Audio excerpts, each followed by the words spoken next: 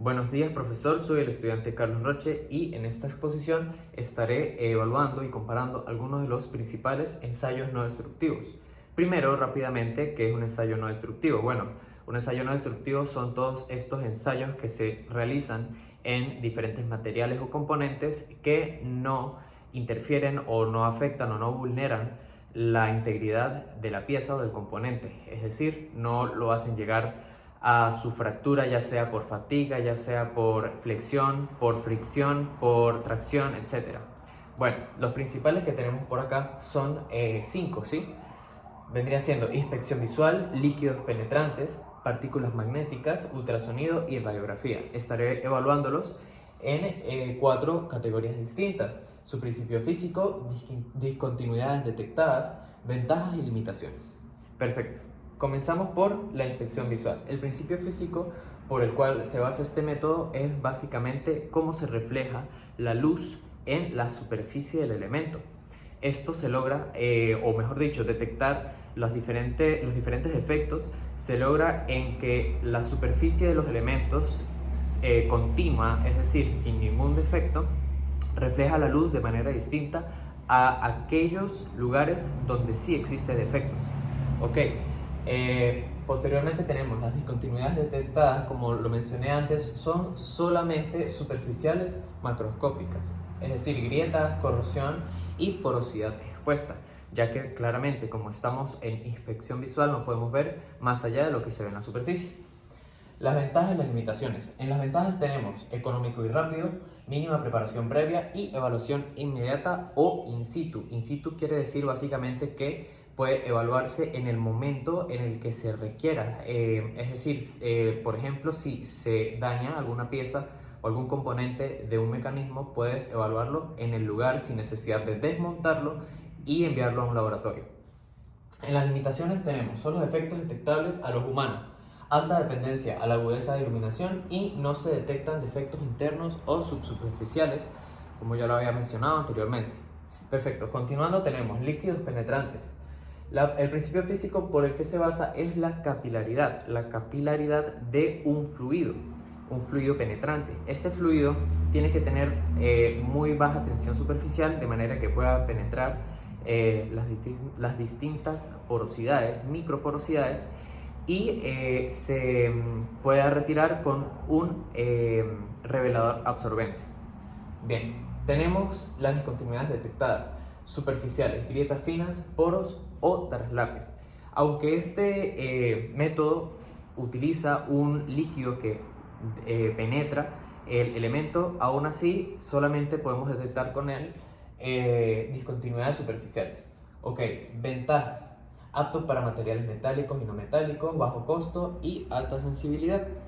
Por otro lado tenemos las limitaciones: exige limpieza previa, inútil en materiales porosos. Muy porosos quiere decir claramente los materiales deben tener una porosidad mínima por la cual deban circular el líquido penetrante, y genera residuos químicos.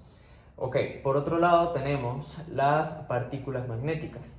El principio físico por el que se basa es la fuga de flujo magnético. ¿Qué quiere decir esto? Bueno, voy a hacer una pequeña representación.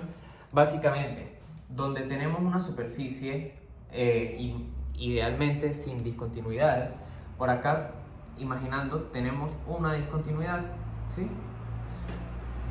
Espero que se logre ver. Bien, entonces, ¿qué es lo que se hace en este ensayo no destructivo? Lo que se hace es básicamente que se hace pasar campo magnético por la superficie del elemento, y ya que como el material tiene partículas magnéticas, estas partículas van a circular y cuando lleguen al defecto van a hacer un salto, ¿sí? En el cual muy probablemente escapen partículas magnéticas en la zona del defecto. Espero que se logre visualizar bien. Por acá. Perfecto, entonces las discontinuidades detectadas son superficiales y subsuperficiales hasta 6 milímetros de profundidad. Como lo tengo dibujado por acá, existe un rango de profundidad por el cual estas partículas van a poder escapar de la superficie. Si estas partículas no logran escapar de la superficie, claramente no va a haber posibilidades de que nuestro equipo detecte esta discontinuidad. Ok, en las ventajas tenemos, es rápido, tiene una alta sensibilidad y tolera capas de pintura o contaminantes. Claro, esta también tiene una limitación, no pueden ser capas de pintura muy gruesas o contaminantes muy anchos. Solo materiales ferromagnéticos, en las limitaciones, solo materiales ferromagnéticos requiere desmagnetizar la pieza posteriormente a la aplicación del ensayo y exige orientación adecuada del campo magnético, es decir, no podemos pasar un campo magnético que no tenga la dirección que nos permita a nosotros llevar las partículas magnéticas a través de la grieta o del defecto. Bueno, continuando, tenemos el ultrasonido. El principio físico por el que se basa el ultrasonido es la propagación y reflexión de ondas acústicas de alta frecuencia. Esto se logra con un equipo generador de ondas o generador de señal y un palpador, que es básicamente un pequeño aparato en el cual tú vas a poner en la pieza o en el componente, y este va a emitir o enviar la señal a través de todo el material, de todo el componente, la forma en la que esta señal se refleja en la estructura interna del componente la vuelve a recibir el palpador, y el generador mostrará mediante una pantalla cómo básicamente estas ondas de sonido se reflejan, y esto nos da información acerca de las diferentes discontinuidades internas del material. Bueno, como mencioné antes, las discontinuidades detectadas pueden ser internas, subsuperficiales y superficiales. Es decir, es un método muy versátil. En las ventajas tenemos excelente capacidad de penetración en grandes espesores, localización exacta del defecto y no tiene riesgo por radiación. Y en las limitaciones tenemos, requiere el uso de un agente acoplante como un gel o un aceite. La interpretación compleja exige personal certificado, es decir, cuando recibimos la señal mediante el generador, mediante la pantalla del generador, no cualquier persona podría interpretar de manera correcta qué es lo que está reflejando el generador. Y otra limitación es que para superficies rugosas o complejas es difícil el acoplamiento, es decir, es difícil que el palpador pueda de manera correcta enviar las señales a través de la pieza. Por último tenemos la radiografía. El principio físico por el que se basa es la atenuación diferencial de radiación ionizante, como rayos X o rayos gamma. Bien, las discontinuidades detectadas son internas y subsuperficiales. Este método no nos permite realizar ensayos si lo que queremos es realizar ensayos superficiales. Además, y en un caso hipotético en el que quisiéramos detectar discontinuidades superficiales, aplicar este método sería no inútil, sino sería poco eficaz, poco eficiente debido a su alto costo para lo que realmente necesitamos, ya que hay muchos otros métodos que permiten detectar discontinuidades superficiales que no tienen tanto costo. Ok, discontinuidades detectadas, bueno, internas y subsuperficiales. Ventajas: genera registro permanente y visual, una imagen. Esto es muy importante porque la podremos conservar durante el tiempo que nosotros queramos, y comparar distintas estructuras internas de distintos materiales cuando necesitemos, por ejemplo, comparar fundiciones, líneas de producción completas de fundición que podamos compararlas entre sí y detectar qué fue lo que falló en una o en otra. Permite inspeccionar la estructura interna completa, como ya mencioné antes, y es aplicable a casi cualquier material. Entre sus limitaciones tenemos alto riesgo por radiación. Claramente se emiten rayos X y rayos gamma en estado ionizante, es decir, el aire se ioniza en la zona del elemento y eso es perjudicial para la salud. Tenemos un costo elevado, como mencioné antes, y tenemos que es ineficiente para detectar grietas perpendiculares al haz de luz. Es decir, este aparato generará haz de luz que hará pasar por la pieza, el elemento, el material, pero si esta dirección del haz de luz es perpendicular al defecto, a la grieta que nosotros queremos detectar, no va a ser eficaz, no se va a detectar con facilidad. Ahora bien, presentaré un ejemplo de una situación hipotética en el cual deberé identificar cuál es el mejor ensayo no destructivo a aplicar en esta situación. Bien, imaginamos que estamos en un muelle y un buque de carga llega después de muchos meses de navegación. El casco del buque está construido de acero estructural y presenta corrosión severa. De hecho, ese es el entorno adverso planteado, el contacto permanente con el agua de mar y su efecto, bueno, corrosión marina severa. Además de eso, pues podemos ver contaminantes en la superficie que son la corrosión, pintura levantada, podría ser elementos marinos como ostras, como heces de animales marinos, etcétera. ¿Sí? En general, contaminantes.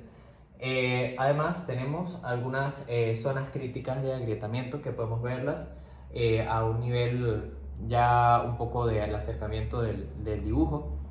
Y bueno, tenemos la condición de que la aseguradora marítima está exigiendo un espesor mínimo o un grosor mínimo de las planchas del acero estructural, un espesor mínimo operativo, de manera que esta aseguradora pues pueda prestar su servicio al buque que estamos evaluando. Entonces, de entrada podemos descartar ensayos no destructivos que diseñados únicamente para la detección de grietas o discontinuidades volumétricas, como vendrían siendo la radiografía o las partículas magnéticas, ya que estos ensayos no nos dan una medición cuantitativa rápida y clara de el grosor que nosotros estamos necesitando. Una solución más precisa y más rápida vendría siendo el ultrasonido industrial por medición de espesores de pulso eco.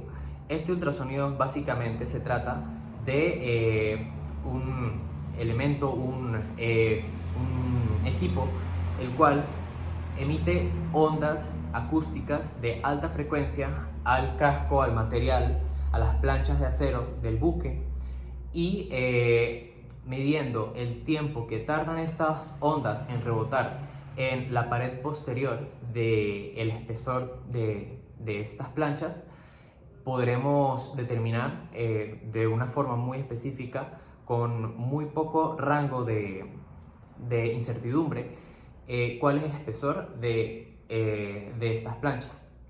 Ahora bien, presentando una situación como la que tenemos acá, donde tenemos corrosión, pintura y todos los contaminantes antes mencionados, podremos decir que hay dos formas de solucionar o de aumentar la precisión de esta medición. La primera forma es básicamente haciendo una preparación previa de la superficie, ya sea mediante un ataque químico que nos permita terminar de levantar toda la pintura y desintegrar la corrosión. También podremos hacer un hidrolavado con agua a presión y básicamente preparar la superficie en general. Podríamos también hacer un pulido. Lo importante es que la superficie esté totalmente limpia. Por otro lado, tenemos la aplicación de productos de amortiguamiento, como podría ser un gel, ¿sí? Antes mencionaba que este ensayo de ultrasonido es poco efectivo o poco preciso en situaciones donde tenemos superficies rugosas o superficies contaminadas. Sin embargo, con ayuda de un gel ultrasónico, esto pues se vuelve una medición mucho más sencilla. Sin embargo, personalmente opino que la mejor opción sigue siendo la preparación previa de la superficie. Bien, en una tercera situación tenemos agrietamiento, ¿sí?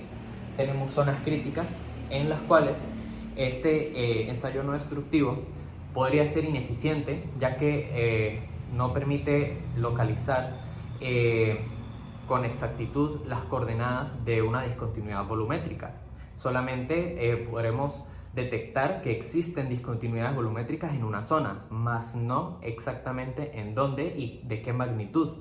Entonces, en estas situaciones podremos utilizar el ensayo no destructivo de partículas magnéticas, principalmente porque el casco del buque es de acero estructural, es decir, contiene propiedades magnéticas.